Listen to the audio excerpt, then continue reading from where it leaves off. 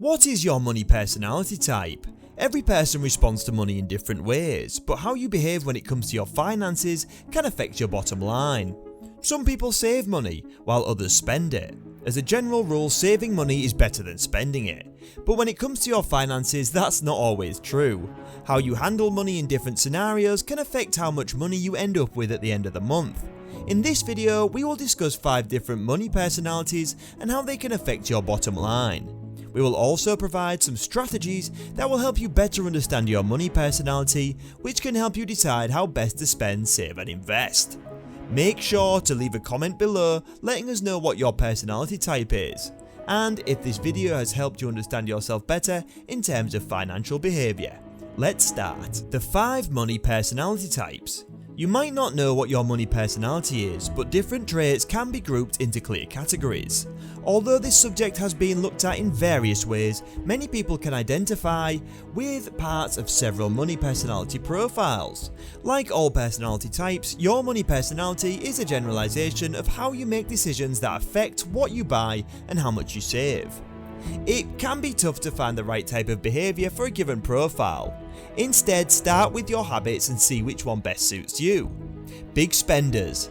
Favouring the expensive over the cheap and opting for high quality products, individuals with a spending personality type are often drawn to luxurious purchases like new cars, gadgets and designer clothing. Those who fall into this category typically aren't bargain shoppers, as they're more interested in appearances and always looking to make a statement. A desire to have a lot of the latest and greatest tech is often driven by the desire to have the best products. This can be seen with people who are constantly buying new mobile phones and TVs, and may also be seen with people who have an expensive car or high quality watch. Luxuries are typically not necessities. Individuals in this category often feel that they don't need to purchase a lot of the basics like food, clothing and shelter, because they can easily afford these things without having to sacrifice luxuries. Keeping up with the Joneses means going past what is comfortable for you as a person. These people might feel very wealthy and not fear taking on debt. The Joneses in this case are those who spend on things they don't need or spend more than they should. Spending money can make us happy for a little while, but is it worth spending more money on things that have no real value in the long run?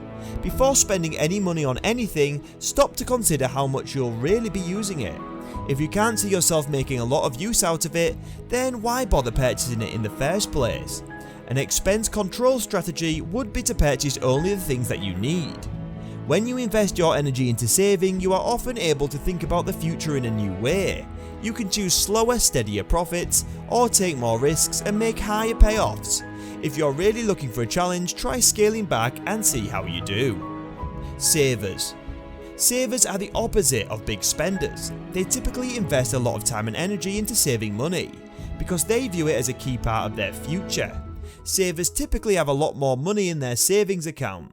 They might have learned to be mindful of their spending from an early age, or maybe even have a partner that does. They ensure that the refrigerator doors are closed quickly to keep the air, turn off lights when leaving the spot, only shop when they need something and never make any purchases with a credit card. Generally, they have no debt and may be viewed as penny pinchers. They typically only spend money when they need it and always look for deals, such as taking advantage of restaurant specials. Savers don't go out of their way to follow trends. They are conservative and prepared to take things slower. To them, they see more satisfaction in the interest earned on their investment account than in having new and exciting things. Savers never do anything with their money that is based on greed and the desire for more. People who save tend to be more conservative and like the status quo. Savers are less likely to make impulse purchases and are usually in better financial shape because they have a long-term investment strategy.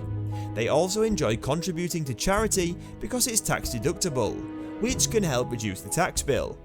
Building a balanced lifestyle starts with moderation. This is excellent advice for people who are saving money. Too often life can feel a bit intense or overwhelming, and we forget that there should still be moments of pleasure in our lives. You don't have to engage in extravagant activities, but browsing daydreams away every so often just for a little while. Cutting penny pinching is not enough. While it's always a good idea to minimise risk, it's the way you combine risk with the prospect of a decent, if any, return where investment success lies. Shoppers.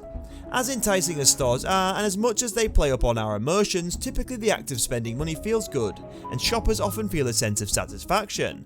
As with the saying nothing tastes quite like winning, the same goes for spending money, and many shoppers can't resist just because they want it or even if they don't need it. People with shopping addictions usually know about it and are concerned about debt. They like to look for deals and are relieved when they find one. The more pleasure people derive from shopping, the more they shop and the higher their debt becomes. Many individuals have a tendency to accumulate debt due to additional purchases made when they don't really need them. Shoppers see investment as something they will do in the nearest future or get to do eventually. However, when spending, it's important to remain in control of your credit cards. Unchecked interest rates can lead to financial ruin, so make sure you're in control when buying anything requiring credit card purchases and think before you buy. Keep in mind that saving your money begins now. Learn the methods to successful saving plans and then create a plan of your own. If you spend in an attempt to balance out some other area of your life that you feel lacks, try looking into what the issue might be and work on fixing it. Debtors.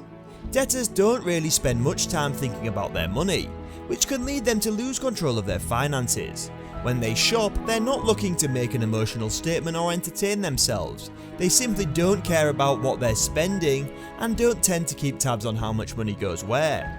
Debtors want to feel good about themselves, so they spend their money on things that make them happy. They're more likely to shop impulsively with little in-depth research and a lack of care as to how much they spend. Oftentimes, people are living paycheck to paycheck and don't have the luxury of saving. With debts to pay off and never enough money, debtors are focused on day-to-day expenses while disregarding long-term investments. This is true with retirement contributions as well. Many debtors don't take advantage of their employer's match. Focusing on day-to-day expenses makes sense if you have a healthy income. However, the reality is that many debtors don't have enough money to cover the bare essentials, and so they prioritise current expenses over saving for retirement. If you're a debtor, it's important to be mindful of your financial situation and start investing. You will need help, so deciding on a good investment advisor may be the best way to go. Be sure to carefully consider who the right choice is so that you can get your finances back in order. Investors. Investors are confident about their money and cautious about the future. They understand their financial situation and work to put their money in a good position. They know that the markets fluctuate and they may panic if they don't have a plan to get out of their investments when things are bad. Notwithstanding their current financial stability, they are always looking for ways to turn their passive investment earning to cover all their living expenses. They take careful decisions and manage their investments with insight into consideration of their goals and objectives. They like to invest in companies with strong track records that are worth more than their current market value. Bravo! Your finance looks fantastic. Keep up the good work. Continue to educate yourself and make wise financial choices. Your finances are on fire. You're doing everything you can to be on the path to financial success. Just because you have a certain financial personality or money pattern doesn't mean that you can't try to make things better. Awareness is key. Knowing your own situation will allow you to work on fixing it. If you find yourself in a situation where you can't seem to get ahead and it's been bothering you for a while, go talk it over with your financial expert. It may be that they're also feeling stuck and don't know what to do. From the information shared above, we can conclude that there is no single personality type when it comes to finances. Every person has a unique financial behaviour based on their own habits, mindset and values. For example, some people are far-sighted while others are impulsive. What they share in common are the ability to manage money well, a strong work ethic and an abounding desire to earn good money. Let me know your financial personality types in the comment section below. I hope you guys liked and enjoyed our video. Make sure to subscribe to our YouTube channel and hit the bell icon for upcoming videos. Thanks for watching.